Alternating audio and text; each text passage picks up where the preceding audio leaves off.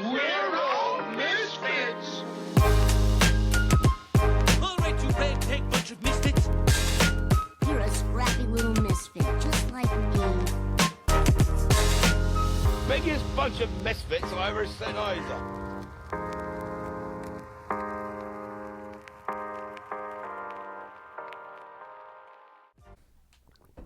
Good morning, Misfits. You are tuning into another episode of the Misfit Podcast. On today's episode, we are doing a listener Q&A. Anytime that we do a Q&A, we make sure that the Discord questions are answered first before we move on to social media. So if you're listening to the podcast, following the programming, and haven't gone on to Discord yet, discord.gg/misfitathletics. If you have no fucking clue what I'm talking about, think like kind of old school when people would do Facebook groups or a comment section on a website. It's a way for athletes to come together, talk shit, communicate with coaches, communicate with one another, share scores, etc. I think one of the best additions that we've had to kind of the ecosystem in a really long time. Before we get into that, as always, life chat. Hi, Hunter. Hey, Drew. I had my first Crumble cookie in a very long time yesterday. Wow. One of them. Yeah, one of my... We're going old school here? We going snack chat? Snack chat? Man, that's been a minute. Yes. Yeah, it was one of my... I moved to not near Crumble. I don't drive near it. I don't live near it anymore, which is probably a good thing. Lost 3 both pounds. financially and metabolically. Yeah. Yeah, probably Are they good. expensive? Yeah, I don't know if... They're not cheap. It's like a $5 cookie. I don't know, that's cheap nowadays, apparently. That's like a $5. But I mean, like, calories per dollar, like, that was a fucking 800 cal cookie. Sure. So, like... Right on. Like, okay. you pay more for less with other things. But, yeah, Is it metabolic fuckery, though? Does it feel like you ate 800 calories? No, it's kind of sneaky. Like, it's like, it's just one cookie, right? It's like, that's one like the serving size on Crumble cookies is 1/4 of a cookie, which is a real fucking troll. It's like 200 calories. It's like, oh, that's a perfectly reasonable, like, amount for a cookie. It's like wrong, bitch. That's 1/4 of a cookie. But one of the members had her, 4-year gym-iversary is what she calls it. So got a Crumble cookie. Thanks, Heather. It was delicious. That is I ate it all last night. 10-ounce ribeye is the equivalent. How beautiful is that? How many grams of fat are in a 10-ounce? Is in a 10-ounce ribeye? Like 36. Where did it go? That was a pure guess. So if I'm right, I'm a genius. 63. 63 grams of fat in 10-ounce ribeye?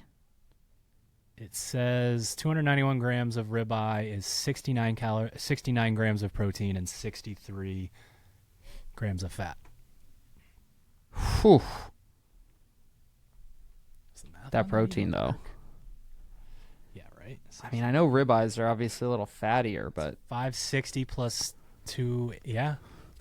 Yeah. Where's the fucking nutrition here, Crumble? They got those fucking sneaky bitches. Oh, there it is. Nutrition information. 0 grams of carbohydrate. Yeah. Yeah, the confetti milkshake cookie. That's what that was the gift I received. There's that is 930 calories per dessert. Yeah, so that's a quick 930 snap. Only 45 grams of fat. That's better than I thought. 120 carbs.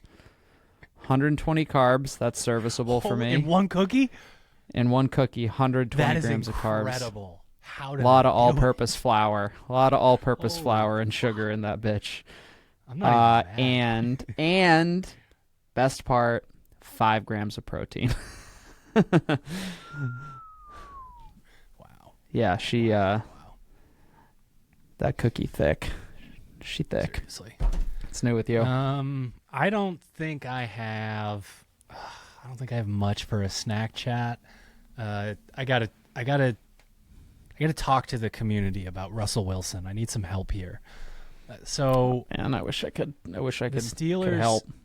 Well, I'll lay it out for you. All The right. Steelers have 2 above average but not great quarterbacks on the same team. Yeah. One of them runs the ball really well, but like if you're 3 feet away from him, he might bore a hole in your body, throwing the ball 600 miles an hour through you. Not a lot of touch on his passes, as they say. The other one... Is that Fields or Wilson? Yeah, that's Fields. Wilson, former MVP. It's been a long time since he played at the MVP level, but he is still Russell Wilson. Right. A lot of touch on his passes, but like, can he still run? Getting outside of the pocket's a huge thing. I don't think he belongs on the Pittsburgh Steelers. It's the Steel City. He's a fucking dweeb. Like, if anyone watched the Chappelle Show, and maybe this is a little too topical, but Chappelle's Show, he would do the skits as P. Diddy. And he was always like wearing lip gloss and like going, like dancing and stuff. And he gives off that vibe. Like even his, the little like Russell talking Wilson head, gives off that vibe? Oh, Yeah. He's douchey, not in like a mean way. It's like they're laughing at you, not with you, sort of a thing. Like he thinks he's kind of like the coolest man alive, and like sort of puts that out there, and he couldn't be further from that. And the Steelers have always been like hard nosed, run the football. It's a cold city. It's you know what I mean. Like it's got like a Gotham vibe to it. It's just so. Anyways, he played his first game of the season on Sunday night against the Jets. Looked terrible in the first half. Got it together. They dropped 37 points on the Jets, which is a lot of points to score on the Jets. And like I wanted to talk shit. Are the Jets shit. good?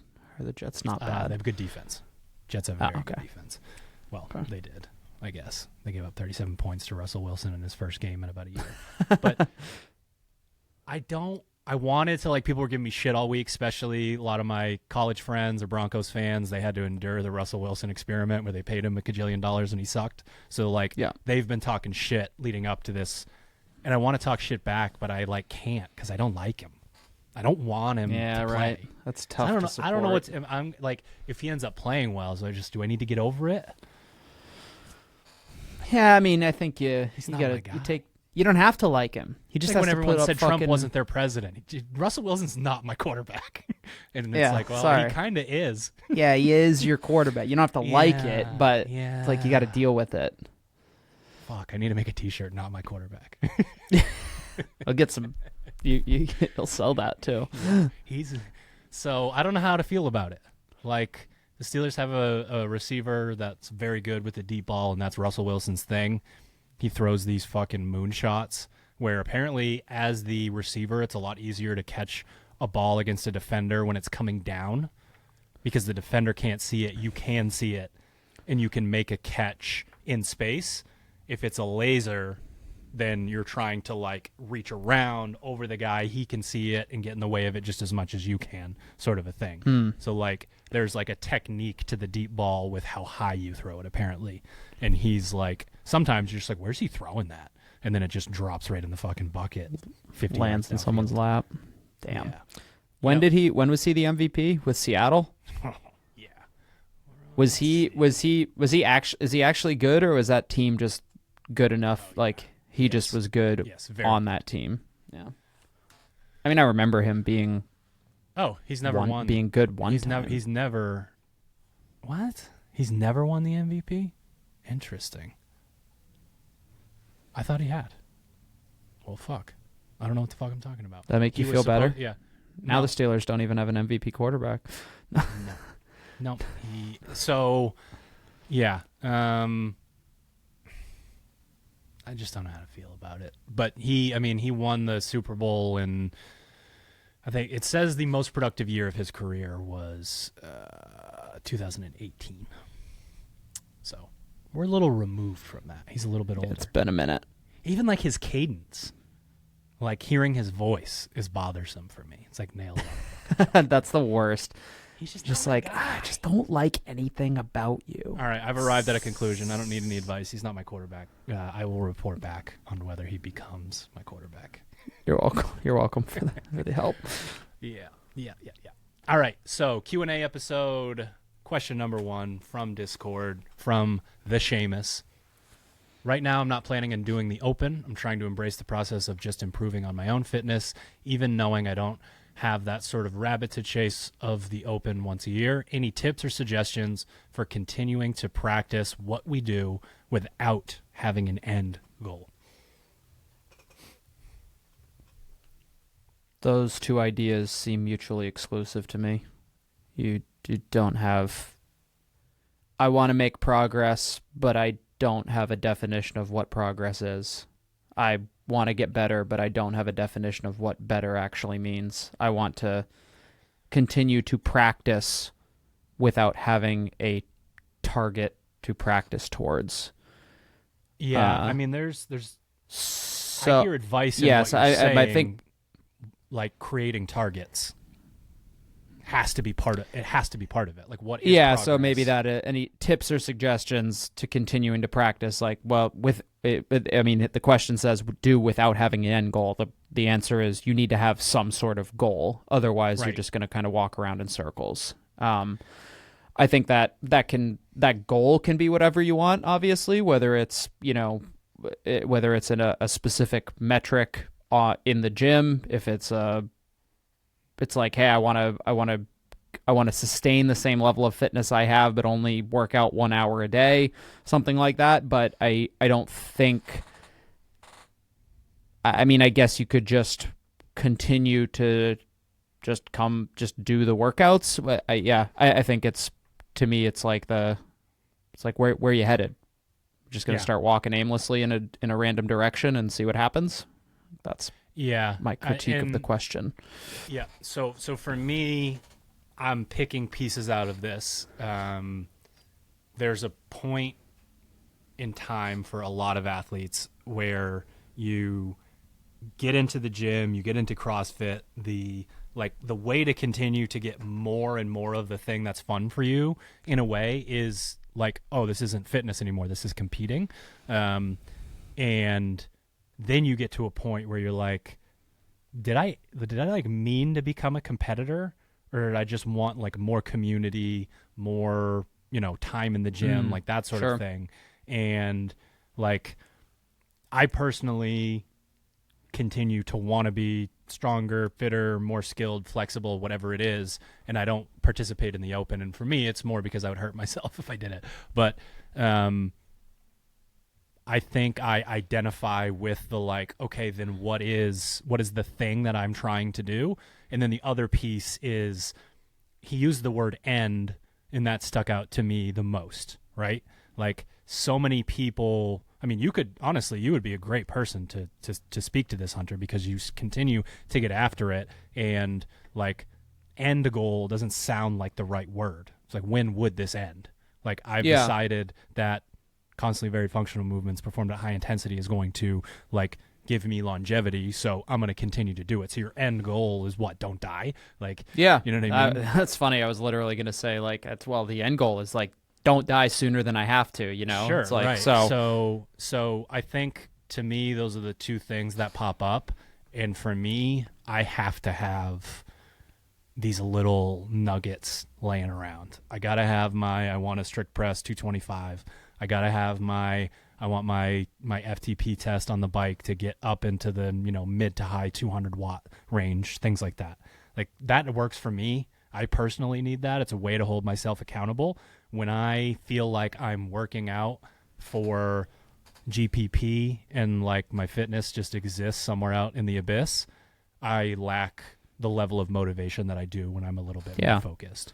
But that doesn't mean that he's going to feel that same way.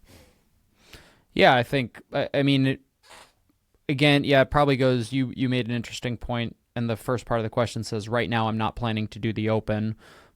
One, there's an implication that like that could change if given proper motivation or reasoning, but I'd be curious to know why. We're not going to turn this into a like, this is why you should do the open podcast. It's more like, well, what about doing the open is like not, what is it? Is it actually the CrossFit Open? Is it the pressure to No. compete? So Is it the... I've talked to him about this before, like weeks 2 through 8 of a phase, dude just puts his head down and works and grinds through it. He gets in his head on test and retest, online qualifier, open stuff. And I think it puts him in a place of like not enjoying what he's doing. He wants to show up, he wants to work out, and like I'm probably, taking some liberties here with explaining it, but that's to me how I viewed my conversations with him about this stuff. So so then it sounds to me like it's just the pressure of doing well in a single workout, in a test, that it's like it's just difficult to justify. Yeah. Okay. Yeah, I mean, I think a lot of it comes down to, it's not, the question shouldn't be how to continue to practice without having an end goal. It's what goal would motivate you to continue to work and practice and improve on what you're doing, such that you reap the benefits of CrossFit, but don't have to worry about the thing that is stressing you out, which sounds like it's some level of competition. Or what are you working maybe towards, though? I'm personally, I don't think I've ever asked you that question. Yeah, I mean, I think fortunately for me, I started working out at a young enough age that it's just become a lifestyle and a habit for me. It's like, I'd be curious to know, I was thinking about it the other day for one reason or another. Like I've probably worked out 5 days a week since I started working out at age 13 or 14, like a freshman in high school.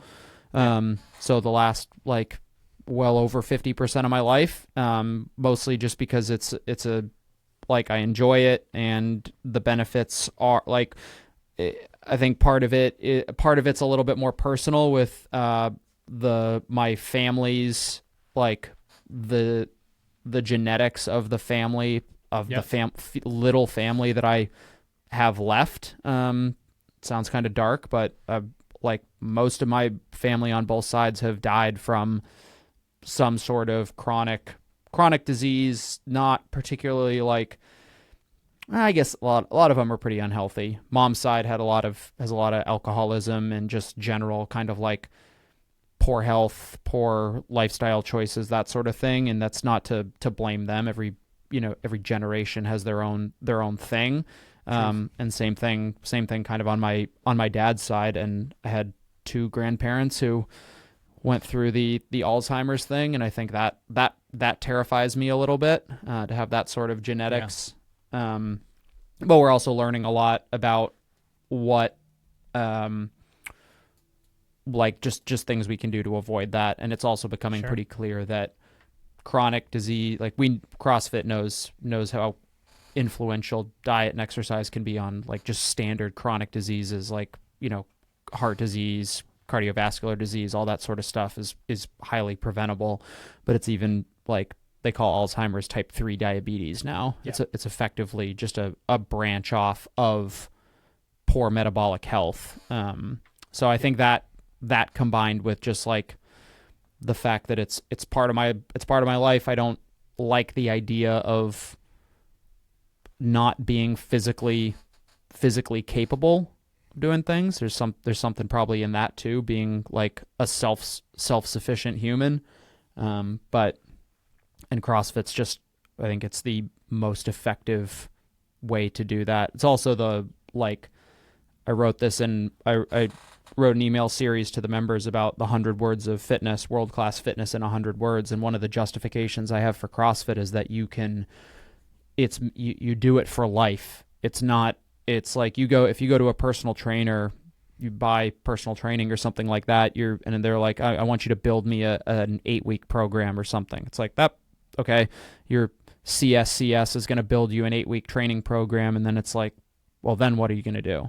You're just going to do that 8-week training program again? Are you going to pay for another one? Like, and then what's the goal? It's like, is that encompassing all aspects of fitness that you as a just normal human being, non-athlete, elite competitor needs? It's like, CrossFit is the general physical preparedness program for 99% plus of the population. And if you do it long and consistently enough, then like you get to slowly see those benefits, and combine that with the diet stuff. It's like, this is what you're supposed to do for life. This is just your body's, the physical operating manual for how to correctly, maintain your body.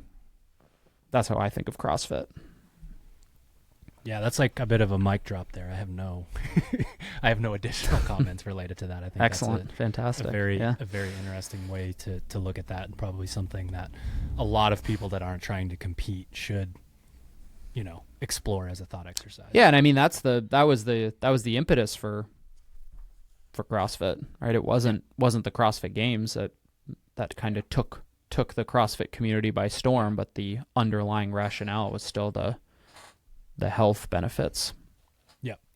Seamus has another question, and I'm only damn it, Seamus. I'm only going to kind of answer this question. Yeah. Also, if you guys are ready to talk about what happened at the games this year and any ideas on a way forward for the community and sport, I would love to hear your thoughts. I also will say I appreciate you've not immediately shared your feelings in response to what is a tragic event. I think I probably land in a bit of a gray area here. One of the reasons why you haven't heard me talk about it publicly is, and I might be thinking about this wrong, I'd be willing to admit that, but I just don't have any interest in getting attention, like standing on someone's shoulders in this instance to get attention. I don't want more podcast listeners or more views on Instagram in his name. The powers that be are well aware of my opinion on this topic. So there's no me hiding behind something and saying, well, I'm not going to talk about it. I've had conversations with quite a few people that are either, just high up in the sport or have a lot of influence on the sport, and then CrossFit HQ as well. And the other side of it is just, I considered him a friend, and I'm still just my thoughts related to this are extremely emotionally driven. And I know that that's not always, sort of the best way forward. The take that I'm comfortable with sharing, that I've honestly had multiple times on this podcast in the past, because there seems to be either a high level of change or controversy surrounding the sport, I don't know, every couple years, at least in recent memory. I don't think that this thing belongs to them. I think it belongs to us. I think it belongs to the coaches. I think it belongs to the athletes. I think it belongs to the community and the fans. What thing? What do you mean? The games? The games is not theirs. CrossFit is not theirs either. We will compete and we will teach the methodology regardless. So I think people get wrapped up in, they're on high and they come down with, this is the thing that we're putting out there, this is the opinion. And they've honestly removed themselves from the sport in a lot of ways. I mean, they've been silent for God knows how long on this topic, and I don't know if we're waiting for some sort of special report that's going to say something that, I don't have expectations for that. But what I will say is I want to stay involved, and I want my athletes to stay involved, again, because this is ours. The people who buy the tickets, the people who participate in the sport, the people that coach the sport, they have absolutely nothing without the people. And we can try to help nudge them in certain directions, but I don't see it dying in the same way that other people do, because I don't think they have as much power as people give them credit for. We in a certain way are running the show, and I believe the methodology belongs to us at the affiliate level, and I believe the sport belongs to the community, whether you are a fan, a supporter of an athlete, an aspiring athlete, a coach, an aspiring coach. That's what I believe. So, yeah, I have pretty strong opinions on certain parts of this, and if anyone ever wants to know what they are, feel free to shoot me a DM, but I don't have an interest in garnering attention in his name. That's just not something that I want, not the way that I personally operate as a human being. So I am involved behind the scenes and am sort of standing behind what my opinion is on this topic, but I can't say that I'm so inclined as to share it so that it's put out there as a soundbite. Yeah, I'm not going to add too much to that. Sure. All right. This one is from Frankie. If I'm an athlete that needs to work on machine conditioning, how often should I replace the Metcon with conditioning bitch work if I can't fit in both, which is often? Another caveat, I also really need to work on strength. That's my main priority. So good at Metcons, presumed intervals, struggling with machine conditioning and strength. There actually is a correlation between those two things that we can get into, but I'll let you have a first stab at it. Yeah, I mean, well, I also really need to work on strength. That's my main priority. So if that's your main priority, great. I would say I would, if you really need the machine work, I would try to get in at least 3 bitch work days per week. Let's just assume you get 1 conditioning piece per day. It's either a Metcon or bitch work. I would say at least 3 days a week, and then trying to get the different kind of stimuli attached with that. So a power day on the machines, which is also going to be correlated to kind of your strength work, and in a way can almost kind of serve as an additional strength piece if executed properly and on the right machine. And then just like your medium kind of like gears, I don't know, like 5 through 8, probably kind of those upper end, like anaerobic bordering on aerobic windows. And then like can either do the aerobic day or make sure you're getting at least the 1 zone 2 work day in per week. Yeah, that's my simple answer. Get at least 3 days a week in, try to get the varied stimulus, the power output, the long, slow, and the gears that are in the middle. The middle gears are really important too. If you have good metabolic conditioning,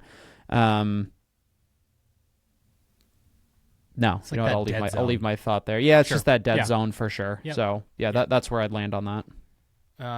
So I'll give a really practical answer first to answer her question specifically. As a hatchet athlete, you are asked to do 3 bitch work pieces a week as mandatory work, but one of those is a zone 2 session. I would move that zone 2 session to the active rest day, and I would replace the bitch work on that day with the element that you're missing from what Hunter said. So like you are asked to do a build and an aerobic piece every single week, which I think is great. But I would add the power output piece, and I would put that on Monday or Tuesday, whatever your day one is, and move that machine to the active rest day when it comes to the zone 2 work. So you'd basically be doing like Monday, Wednesday, Friday, or Monday, Wednesday, Saturday, making sure that you're getting your bitch work in. We are only asking athletes in phase 1 to do a bitch work and a Metcon as mandatory work 1 day a week. So if you can make that happen, I think it's beneficial, especially if you're trying to get better at the sport. And then the other piece would be, I'm assuming that you are, so let's say we use day 6 as an example. Your mandatory work is lifting and an aerobic bike. I think we would go, for this athlete, would go back to the lift as their third piece, as that thing that they're personalizing. Because if you get stronger, you will be better at skiing, rowing, and both bikes. I'm guessing there's a correlation there. There's a size strength issue with a lot of people when it comes to those machines. And simultaneously, in a well-rounded program, you should be working on your conditioning on the machine and then working on your ability to generate power with a barbell, and then over time having them come back together. So if you're trying to compete in the sport of CrossFit, there aren't many times a year where I would say you can get away from the like 2 or 3 metcons and intervals a week that are being prescribed. Like a lot of people just overcorrect and then they go back to do CrossFit and it doesn't work that well. So if possible, 3 bitch work pieces a week and 3 total between metcons and intervals. So you have that one day where you got to do both, and then basically every day that you can add that second strength session in, and follow the linear progression of doing it on the same days every week. Go for it. Yeah, I would also make sure maybe you prioritize any of the metcons that include a machine in there. So you're kind of bridging the gap a little bit between your machine only work and machines in conditioning pieces. If you want to get really fancy with it, you can get creative with replacing a certain movement with a machine. So a simple example would be like, hey, it's a 3 rounds of a 400-meter run. It's like your 400-meter run is now a 500-meter row or something like that. Could be an easy way to personalize the program even further if you feel comfortable making those sorts of modifications on your own. Nice thing about machine work is like you can't really do too much of it in the sense that it's not going to beat you up in the same ways, like I want to get stronger, so I'm going to back squat 5 days a week. It's like that's not a good plan, but you can get on machine 5 days a week. Yeah. All right, next one is from Gus. What up, Gus? Assuming the season structure stays the same, will there be a quarterfinals prep camp? If so, are there any dates selected, even tentative? It helps to plan ahead for work and life conflicts. Holy shit, Gus, you are not wrong. If CrossFit HQ could come out of the cave that they've put themselves into and tell us when these things are occurring, that would be lovely. We do have a gym in Boulder, Colorado, just north of Denver, that is interested in hosting quarterfinals prep camp, but we don't have dates. If it was last year, it would probably be that like 3rd or 4th week in March. I know that doesn't like help that much. But basically what we would be looking to do is last year they sort of had like a month-ish between the end of the Open and individual quarterfinals. We would try to stack up as close to the Open as we could. So let's say like last year, I think it was something like March 18th was like a Tuesday. I mean, camp might be even as soon as that weekend because we would want to we don't want people traveling super close. If there are other gyms that are interested in hosting this, you always feel free to reach out and email me, coach@misfitathletics.com. But until we have that information, it's really challenging. And I'm just like not in the business of doing a pre-sale for tickets and having people, start to, get their travel in order and then find out that the season structure is changing again. You've got rumors of an online semifinal this year. So who the fuck knows what's going on? That just could be because people are bored as hell because CrossFit's not saying anything and they're making things up, or it could be real. So I don't really know. I would love to have a quarterfinals prep camp. I think it's a really great opportunity for us to get people into the right headspace and clean up some of their movement patterns and get a little bit of motivation from hanging out with the crew. Yeah, I would love to do a fall and a spring camp every year, but we are kind of dealing with being at the whims of CrossFit HQ currently, which is always super fun. Love it. Also, Gus and Seamus, Sherb is fine. He's doing fine. All right, we are moving on to some Instagram questions from Delaney Dog. Does the Misfit Project still exist? Having trouble sharing saved episodes with the fam? I mean, it does for sure. There's still like a YouTube channel, and if you go on places that have podcasts, you can go in and find it. I think probably kind of a simple Google search. The only thing that I know that did go away was the old website. But like those episodes are still out there, and in terms of the like does it exist, we've gotten away from trying to separate all of our like, okay, affiliate programming has its own thing and and the Misfit Project has its own thing. So if we're going to talk about lifestyle, nutrition, hydration, sleep, anything like that, you'll hear it on this podcast, and sort of have for a while. But shoot me a DM if you can't find it, and I'll help you. But I feel like a Google search is probably good enough. All right, this is a very, I'm interested in your response. This is a very vague question. This is from Trevor Pogue. I don't know. I'm just going with Rogue with a P. Sorry if that's not the correct pronunciation. How to balance what is supremely effective and what is practical and pragmatic with groups. So it's like, I can understand from coaching an affiliate class perspective, like the exact perfect information to deliver versus like, I'm herding cats and I need to be interesting. I don't know. Mm-hmm.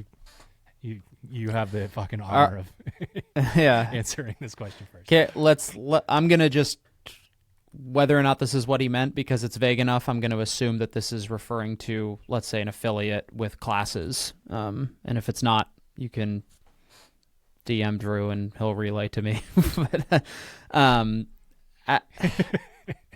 yeah, and again, I really struggle with vague questions because I'm like, all right, well, what is is this a programming question? Is this a training question? Here's what I'll say. When I if saw you with groups, run in a group setting, that's the only thing I can think of. Is I'm either talking to a group of coaches or a group of athletes, and I'm trying to figure out how to deal with the fact that there's, a lot of dense, deep information with, like, how do we get working? That's all I got. I'm thinking of it as like, how do we balance effectiveness versus like what is realistic for a 1 hour affiliate class? That's what how I'm interpreting it. And and then again, it goes to like what is effective from a coaching standpoint, from a programming standpoint. What I'll say is that less is usually more.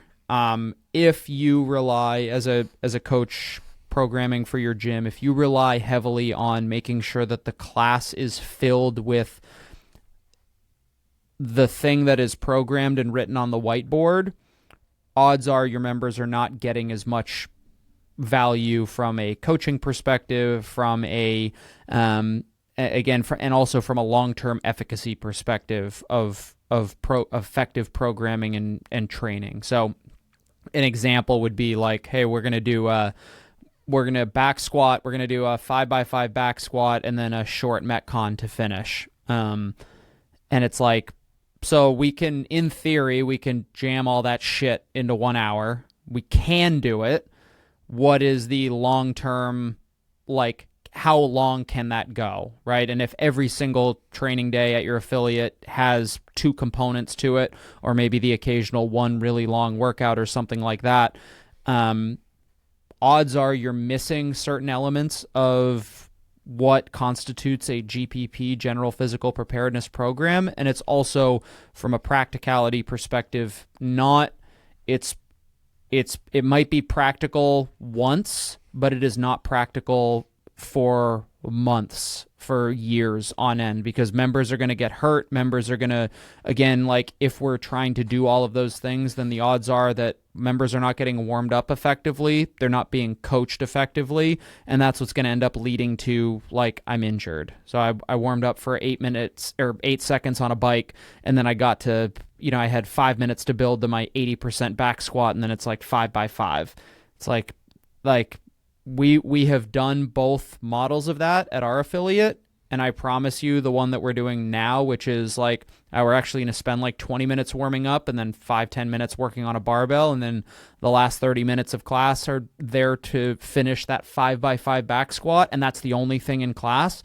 That is far more effective and practical when it comes to an effective program for the masses. Like, coaches, we so often, it's like, I can't tell you how many members or athletes we have come to the gym and they're just like, we finished the warm up and they're like, Jesus Christ, that warm up was like harder than my usual workout. It's like, no, you just finally went to a place that actually prioritized warming you up effectively and making sure that you're ready to move. And then a coach could teach you something, and then, you execute that thing. And then before you know it, like, the 1 hour is up. So, I think that less is more if you rely heavily on the programming being dense enough to kind of almost, kind of the coach can kind of hide from teaching and seeing and correcting and doing all the things that a coach should do because they just have to herd cats in a group setting. You're missing the mark. I think it's a good sign. My answer to this question is one of my favorite quotes of all time. Brevity is the soul of wit. So, like, can you be short and concise with your thoughts? That is basically a way to tell if you've arrived at a place of supreme understanding. It's the, like, could you explain this to a 5-year-old kind of a situation? And that is, like, such a huge part of the coach's journey. Anytime we have other coaches at training camp, I will, like, joke, like, that looks pretty good and you said it's a strength of yours. I'm not touching that. Like 7 years ago, you would have gotten 14 cues from me. So like really learning how to deal with that, I think is huge, and it's not natural for me. That's why the quote resonates with me. I'm like, there's memes associated with this, and sometimes they say when you ask someone with ADD a question about something they're actually interested in, or an introvert, those seem to be interchangeable sometimes. And it's someone basically being bombarded by another human being. Like, you can't get their attention until you ask them about something that they really care about. And then they're like, oh, here we go. Like, crack my knuckles. I can talk to you about this for 9 hours. Yeah. So it's something I've had to practice throughout my entire career, still have to practice, still have to think about, on the podcast, while writing, while communicating with people, that sort of thing. So getting yourself to a closer and closer each time you're working on something to explain it in sort of a short and concise way, I think can be really helpful as a coach. Bo, fuck you for trying to get me to read this. I'm going to reword it. If someone ever pissed hot, do their sponsors drop them? This is something that I honestly don't know the answer to. It's kind of funny to talk about. Probably not. Like this is a situation of so I'll use as an example the dude that deadlifted, this is like weighed like 150 and deadlifted like 700, that looked like he was going to explode just walking around. Phil Toon, I think was his name. We don't hear much about him anymore, right? Like maybe Morning Chalk Up gets desperate and asks him if he's okay, and then it pops up as like the header of an email. Like, remember this guy? The person in this original version of this question, a lot of press, a lot of like eyeballs, a lot of that. So I wouldn't be that surprised if they weren't like actually dropped. They might tell them not to post anymore. There might be a clause in the contract or something like that. But I don't know, man. There's a lot of eyeballs on if one of the GOATs, like one of the best athletes in the sport, pisses hot. So I don't know. It's like Nike didn't really drop Tiger. They kind of. I think some. Yeah, I was gonna say. I think some would and some wouldn't. Some sponsors would, and it would be like a. Problem is like a sponsor then now is all of a sudden like, fuck, because a sponsor has a responsibility. A sponsor's a company and they have the responsibility to people like shareholders and stuff like that, where it's like, sure, oh, you're going to continue to sponsor somebody who cheated? It's like, what does that do to, your... And the funny thing is, if it's like outside of the CrossFit community, the shareholders wouldn't care. If it's like a huge company, they're like, so fucking what? But if it's like ultra specific to CrossFit and like that's who you're talking to, you probably have a much more serious situation on your hands in terms of like continuing to support that person. Yeah, I think the tough part too is like that there could be enough, like some sponsors would, some sponsors wouldn't. The individual, like, tough. I don't like that we're beating it. I don't like to. I think it was a fun question, but I think that like that person would also be fine. Like in the long, their reputation would take a hit. Some people would say you suck, and like I don't know, 6 months later, like everything in the world nowadays, people would forget and life would continue along. Next question, I'm not going to read quite yet because she deserves a bit of a shout out here. So this is Ashley Drabicki. She has been following the programming for a pretty long time. She posted this yesterday to Instagram. First PR in nearly 4 years, 4x4 back squat at 295 pounds. After having 2 babies in less than 2 years, this has felt like an incredibly long journey. While this isn't a 1 rep max PR, I'm celebrating this win because, damn it, I've worked hard. I've been in this sport for 13 years and I'm still growing and learning. At 34 years old, I have still not reached my highest potential. An amazing gift if I do not take it for granted, and I'm thankful for it every day. For the moms still grinding to prioritize their health to be better for their families, keep going. This probably won't happen by accident or overnight. Stay recklessly hungry and dedicated to the journey. I can tell you without a doubt, this is the most rewarding PR I've ever experienced by a long shot, and worth it.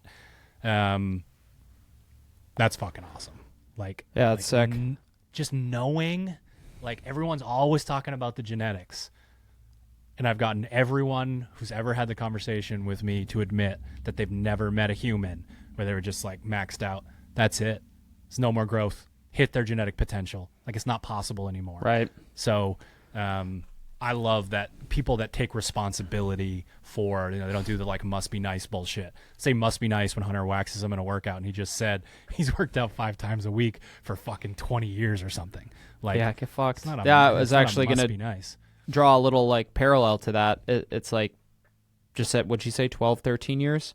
13 years. Like, to, again, bigger picture, like, how many people do you know who have been like, yeah, I've been a member over at Foley's Fitness for 15 years, 5 days a week, Foley's Fitness, like, got my program, like, it's consistent. It's like, no, nobody, like, in the commercial fitness space, like, that person is an anomaly. Like, in the CrossFit space, you're way more likely to find that person that's just been like, I've been doing this for, or I've been a member. Like, there's obviously the communal aspect, like, people find friends. That's, again, the CrossFit, it's not just the mech, it's just not the workout of the day. It's not, it's not like that person, Ashley hasn't done, she didn't say like, I've done the workout of the day every day for the last 12 years. It's like, I've been in the CrossFit world, in the community. Like, that's where presumably a lot of her friends and family and whatnot are. It's like, that's to the point of like, it's a lifestyle. It's not just like, CrossFit isn't defined as the workout of the day. It's like all of those things together, and sweet, 13 years later, 4x4 at 295. Fuck, that would be like, I saw you. That's like a 425 for something for like, if we're doing male female equivalents, like, oh yeah. And the 4x4 was always the shittiest day.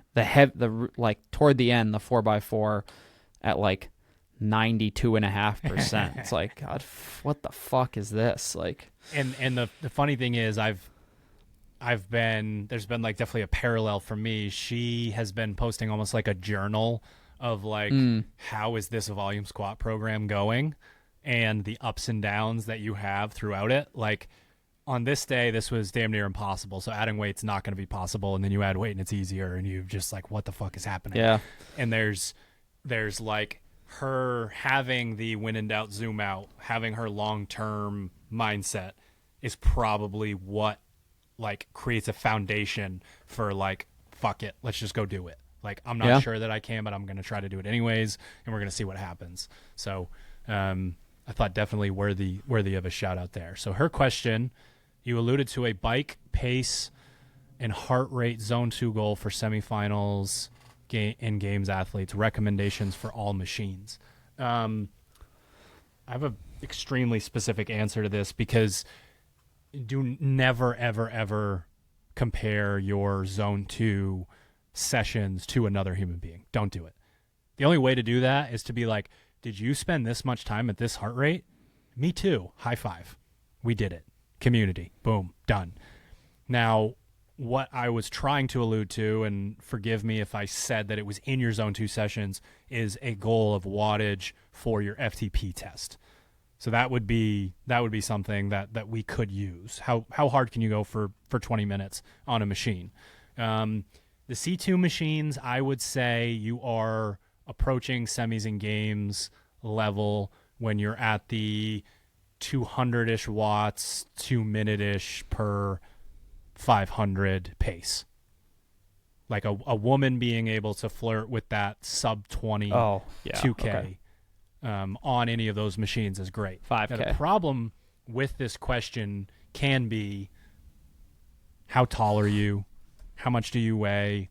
Where's your strength at? That sort of thing. Because the bigger, stronger athlete has to compensate and drive that number higher to get more wattage, so that when they can get off the bike or the rower or the skier, et cetera, a little bit sooner and battle with the small person who will catch up when it's front squats and chest to bar pull-ups or whatever it is. There's so much to the balance and ecosystem within the sport in terms of your size, that sort of thing. So there's always a caveat when it comes to machines in CrossFit.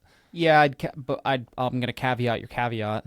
Fucking caveat inception. At the semifinals and games level, though, the disparity, that gets a lot tighter. It's like, I don't give a fuck how small you are. Like, if you're a CrossFit Games level athlete, like, no, I don't expect you to keep up with Brent Fikowski on the rower, but, like, the gap between the fastest and the slowest at that level is a lot tighter than you think. 30 seconds after you're in right. level, if that happens. Yeah, exactly. So,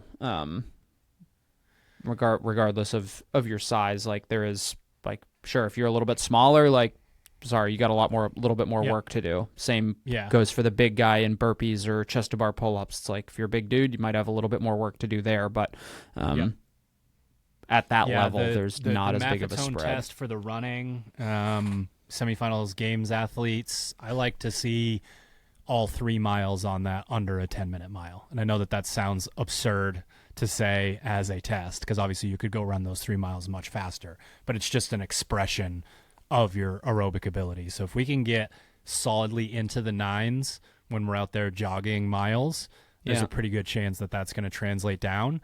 The Echo Bike, man, it's kind of all over the place. Mid 200s would be my guess on wattage, somewhere around there.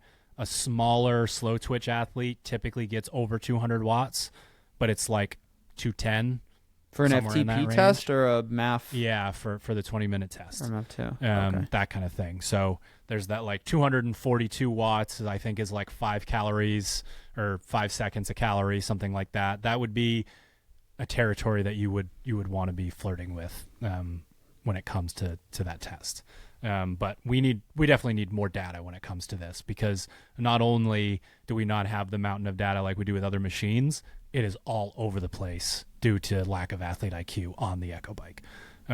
So I have athletes that are in very different places when it comes to that. But hopefully that's helpful. All right. We have another question from Trevor Pogue.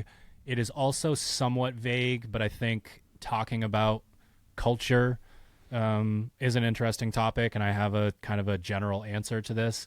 Best practices for building group culture around community excellence and professionalism. Do you want to go first? Or you want me to go first? You can go first. Go for it. I think culture is a top-down situation. If you personally, as a leader, have an expectation for culture, if you want the people around you to feel a sense of community while chasing excellence and bringing professionalism to the table, then you have to act in the way that you want other people to. You have to. You're not only setting an example for them and telling them that you're willing to do the thing that you're asking for, but you're also going to, like, humans flock towards like-minded individuals. So there's potentially maybe like a bit of a weeding out process when it comes to that. So it is a general and high-level question, but I think when you are building a culture, there are asks that you can try to make that will not be executed on if, like, you're not willing to do those things, that sort of thing. So And obviously there are, the only other thing that I will say here, sometimes you're trying to translate a culture thing from a coach's perspective to an athlete's perspective. There are ways to show that you are hardworking, resilient, like that sort of thing, without being able to go in and like beat them in a workout, that sort of thing. So CrossFit caveat. Yeah. I think that a lot of this has to do with what you, as either the owner or who, whatever your position is, like what you want your gym to be. And then also in kind of conjunction with what members, I don't want to say what members want, because that's not maybe the right way to think about it, but there is kind of I'm just stumbling over my vocabulary here. We want buy-in from both sides, right? So we want the community basically like, hey, what do we want this gym to represent? What are our values? What is the mission? What is like, why does your gym exist? Like, what is the purpose of it? What do members go there? Like, if I'm a paying member, just think about it from a kind of a member or business perspective. Like, what are you offering that I can't get anywhere else? Or what is it that makes this place unique? Even if it isn't particularly unique, like no other gym in the world does it. It's just like, oh, okay, this is what this place is about. Is it like, we want our gym to be solely focused on maximum performance? It's like, okay, you can do that. Like, you're going to be, you have there are risks and rewards associated with that. Is it, we are the fun gym, like programming's not our number one thing. It's like, we just want everybody to have fun. We're going to do hula hoops in the warm up and jumping jacks and, and all that sort of thing. Again, totally fine, but you have to pick your kind of niche and what you want the gym to be.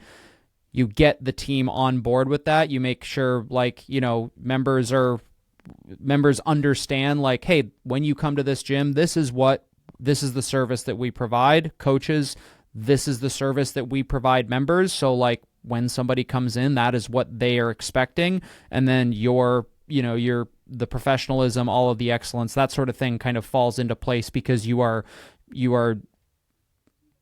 all kind of behind a singular effort towards, like, this is what this gym does. So I think I would start with like defining what it is that your gym, again, I'm assuming this is an affiliate, define what it is that separates your gym from the neighbor. Is it, so like, this is just a CrossFit gym? It's like, okay, that might not be good enough. Like, it can be a CrossFit gym, but like, what is your gym's niche? Get the members on board, get the coaches on board. Like, hey, we all have, again, this kind of goes back to Seamus's first question. Like, what is the goal? Like, where are we headed towards? People can rally behind a, like, yeah, this is what we believe in. This is what we're going to do. This is how we're going to do it. The professionalism, the community, the excellence will follow in theory shortly after that. It's not, obviously you have to maintain that and facilitate it, but to me, it's you got to kind of begin with the end in mind. A 7 Habits of Highly Effective People line there. Agreed. All right, this one is from Crustin. Does it? Best way to incorporate local non-competitive affiliate programming with competitive individual programming. This is vague. I don't like it. Is this for an individual or for a gym? Got to probably assume individual. I don't think this question is vague. So I come up to you. All right. Yeah, I come up to you as a coach at a training camp, and I'm like, I want to follow my affiliates programming, but I also want to mix in Misfit Athletics. How the fuck do I do that? I've started telling people you don't, to be totally honest with you. I think it's like, and again, it depends on, like, are you willing to, okay, here, I'll give you an actual answer instead of just, no, you can't do it, move on. Do, like, if you need to, incorporate individual programming for yourself but still want to be part of your affiliate, you need to take affiliate class. Like, you need to go into the community, you need to take class, you need to get your name on the whiteboard, you need to get your name on the leaderboard, and then, you know, odds are like that conditioning piece or the lift in class can serve as, you know, maybe if you're doing competitive individual programming, in theory, you're probably be doing slightly more than what's programmed in your class. You can then, you know, maybe you did the lift before the class started, and then you jump into class for the conditioning piece to be with the members, or vice versa. You do your additional stuff after class. But to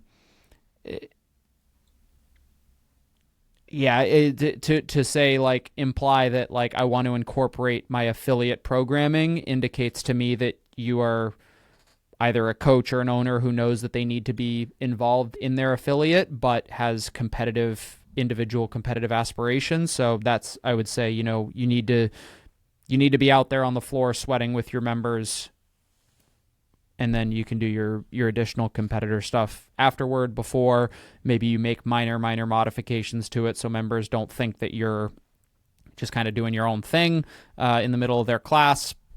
Again, there's a lot of kind of questions that I would like to know the answers to give a really good answer. But I think you can do a little bit of both. But go ahead. Yeah. I'll move the slider in both directions. So let's say that you are truly like, I'm just a gym goer and I love this place and I want to do 5 days a week of affiliate programming. Fantastic.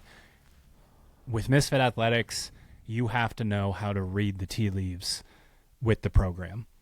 So when we do a podcast about what's in the phase and you look at test week, and in Fitter, you can always see the entire week. We are working on aerobic running and anaerobic biking, and we're trying to get better at front squats and toes to bar. We're peaking the squat clean. I think you would have to pull those pieces out individually and follow the progression and be like, I want to get better at a specific thing right now. I'm going to follow the volume back squat cycle.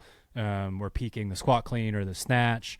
I know that I need to get my bench to work, but you need to be able to read, okay, like, seems like we're benching on Wednesdays. Like, now I know where I got to move that, sort of a thing.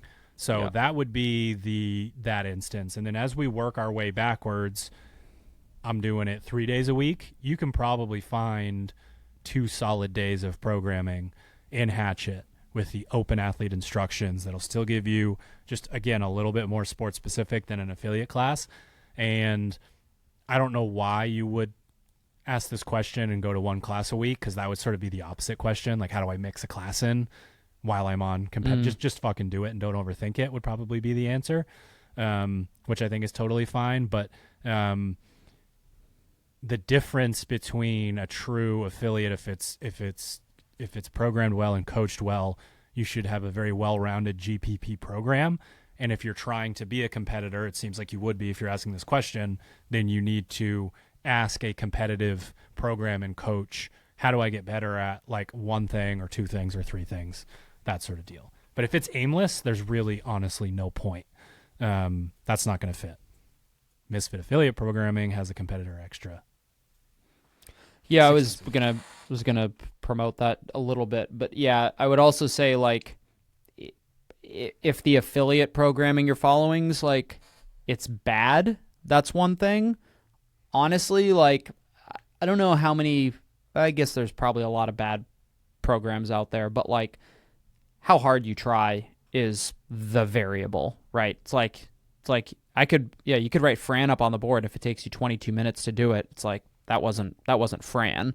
But right. If you go as hard as possible, like, that's different. So, like, if we're in a way, the question suggests, like, the affiliate programming is insufficient, and it might be if your goal is competitive CrossFit. But, like, if you're going in for 1 or 3 classes per week, like, unless the programming is extraordinarily bad, you should be able to try very, very hard and get a good workout in, get an effective stimulus in your training. So, next question. This is a programming specific question from Blake Trippy. Why has the bench press weight stayed the same each week? Another one where I have two answers. The first answer would be it hasn't. When we deal with a lift that has the potential to have a very high number, so really good example would be like a deadlift. If I want to do linear progression with someone, but 5% of your deadlift is 25 pounds, that's kind of a big jump. So with linear progression, we have the opportunity to add lesser weights. So each week has been 60% and then 60% plus 5 pounds and then 60% plus 10 pounds. And then it went 5, 10, 15, and then keeps sort of going up in that way. So there's a potential that it's displaying weird for you or that you're reading it wrong, but you're supposed to be adding 5 pounds per set.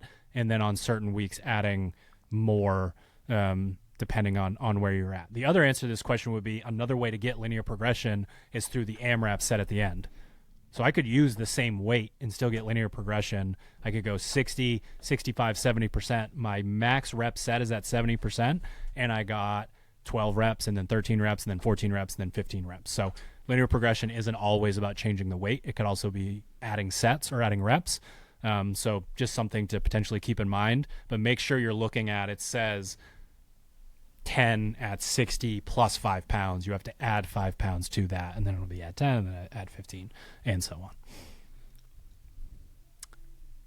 This one is from Boki 13. Is there a system to warm up for a workout and a competition? You only have like 20 minutes in the warm up area.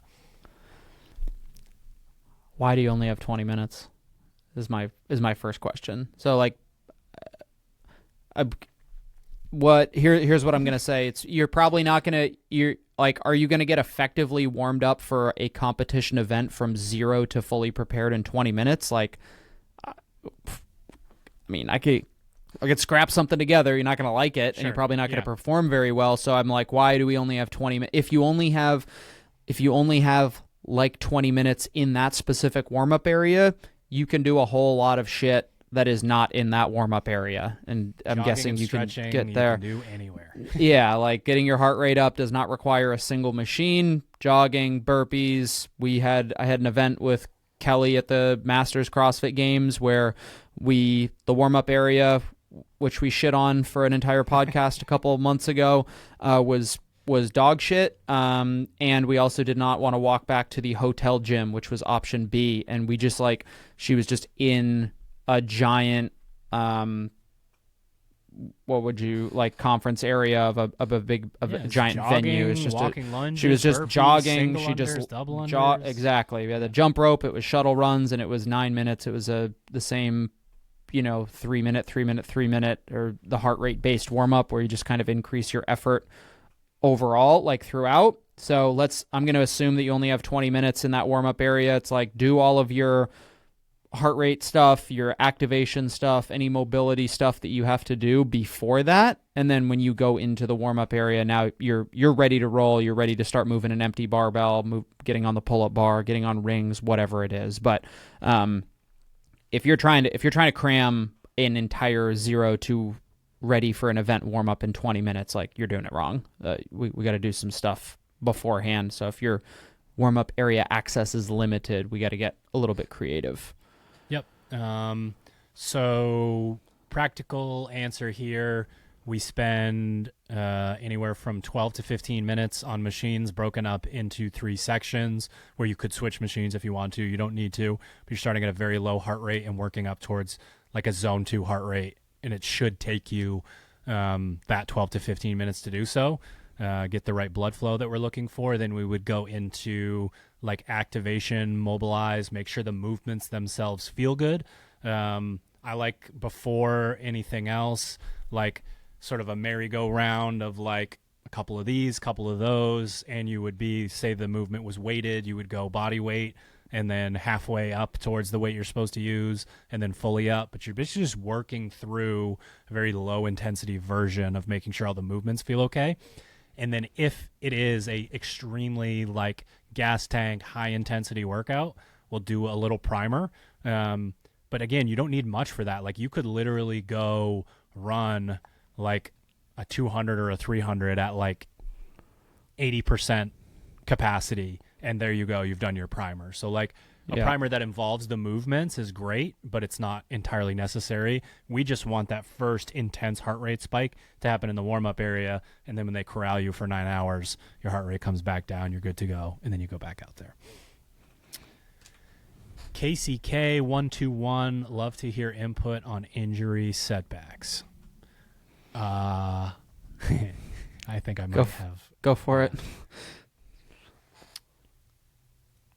Oh my goodness. What a loaded topic. Do a fucking podcast on this.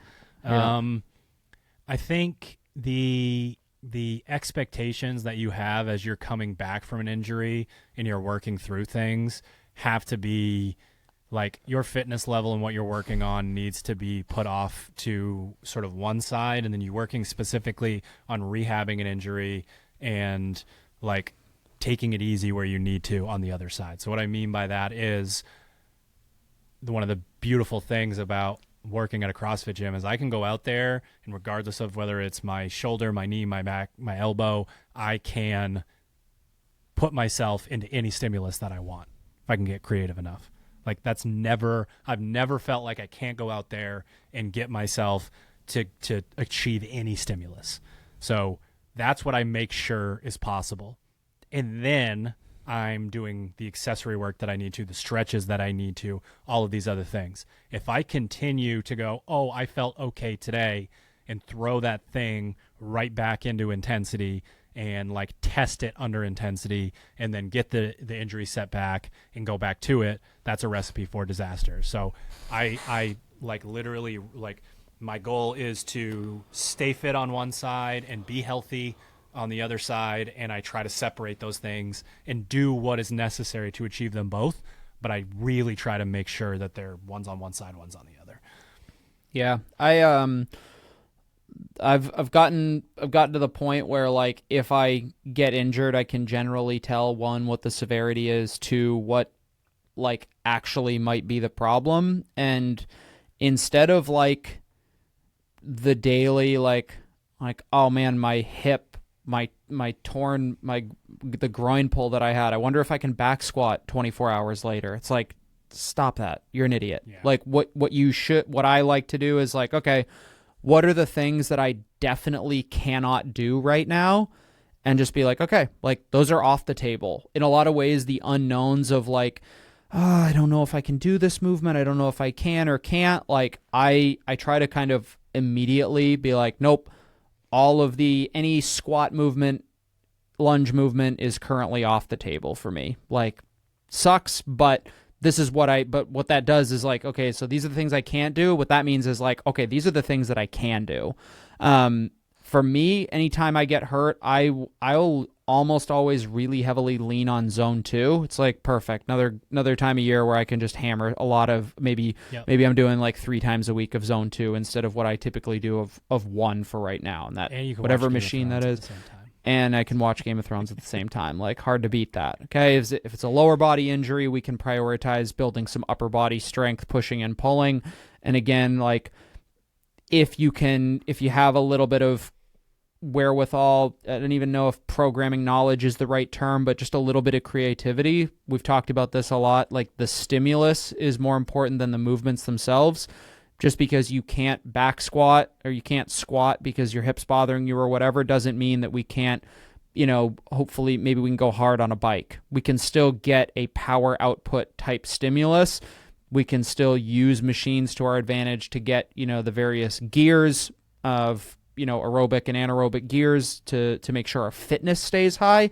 And then as long as you're still mixing the various stimuli and as many movements as you are actually able to do safely without any sort of future injury, you will be remarkably surprised how quickly like your body will get back to what it's used to once you actually recover. It's like once the injury starts feeling better, maybe as part of the warm up or the cool down, it's like, oh, my back was bothering me. It's like, okay, well, let's start with like some empty bar RDLs maybe, or something like that, or banded good mornings. Like, that wasn't too bad. Great.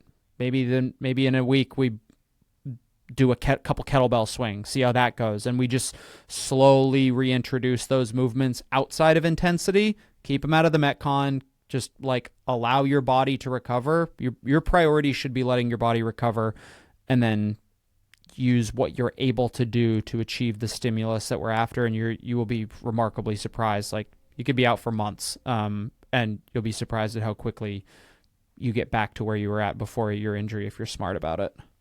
Stimulus is king, and you better have a damn good answer to put that injury back under intensity. All right, final question.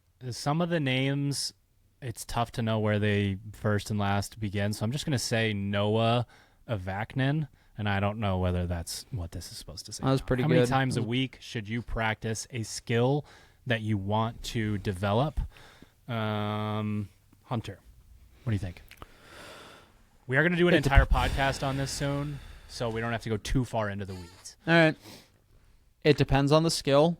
I'm going to assume this is a gymnastics skill versus like a barbell skill, I guess. So, yeah. For the most part, gymnastics, and again, depends on whether we're going to continue to do them if they pop up in a Metcon or we're talking just skill work. Let's just assume that we're going to say these are just going to exist in skill work. It's probably somewhere in the neighborhood of like on the super low end 2 times a week up to like 4, I guess I would say. And again, depends on the movement. I'm not going to advocate for 4 days a week of high volume chest to bar pull-ups, for example. That would be an extreme example. We can, however, do strict gymnastics maybe a little bit more often. We can improve push-ups and strict pull-ups, but if this is a more dynamic skill, I think you can do it multiple times a week. It again just depends on how you're doing it.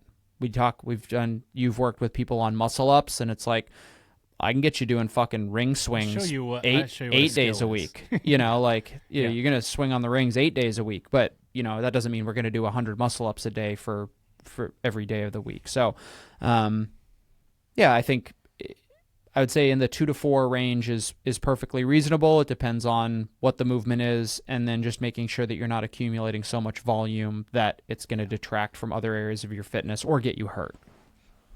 Even though it's a CrossFitter asking this question, I'm going to take it at face value, and I'm going to look at that word practice. You can practice a skill, almost any skill, in a way that will get you better at it. True. About 3 days a week. And it's actually not, I'm not going to, Hunter already covered the physical side. Like, if you're super sore, that's not practice probably, but also just the frequency should be less. But the mental adaptations that take place when you take a break from working on a skill are also very important. You can get really wrapped around the axle. So like a Monday, Wednesday, Saturday kind of a situation is really good for, we're doing it enough that we're building muscle memory and we're creating those grooves, and we're not doing it so much so that if I see a jump rope again, I'm going to light it on fire and never do jump roping again, like that sort of thing. So that would be my answer. And we're sort of working through how to get stronger, how to get your engine up. We'll eventually land on skill here at some point in the fall. So we'll dig a little bit deeper into the specifics of this one. Yeah, I'll add one other tiny thing is like if it's a complex skill, I would break it. I would break it down into its kind of component parts, and that's another easy way where you can actually, if it's let's say it is a gymnastics movement, like you can get really good at hollow holds, hollow and arch holds, and then kip swings and stuff like that. And those things aren't going to contribute to fatigue. They're probably not going to make you super sore. They're things that you can do as part of your warm up, little things like that to kind of skirt around the system as far as like, hey, don't do this every single day, but you can maybe do parts of this most days to get better at it. That's it. Did we do it? Cheer. Thank you for all the questions. A reminder, when we do these Q&A episodes, and if you want to get in touch with us, the easiest way to do so is by joining our free Discord community, discord.gg/misfitathletics, to get signed up. Really appreciate all of the questions. Hopefully we gave you guys some insight into a few topics here. See you next week. Later.